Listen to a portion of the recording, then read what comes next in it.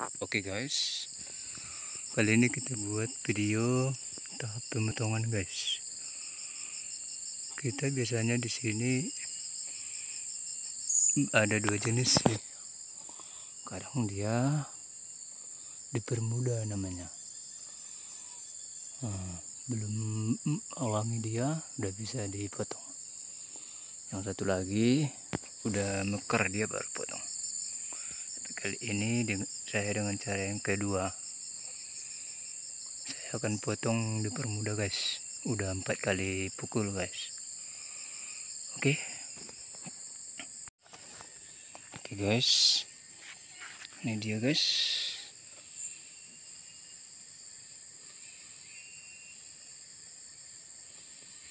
Oke. Ya, masih muda guys.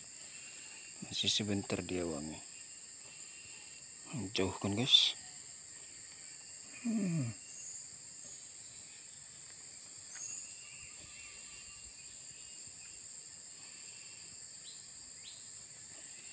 Oke.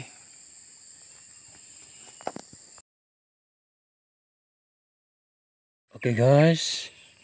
Ini dia sudah 2 hari setelah pemotongan.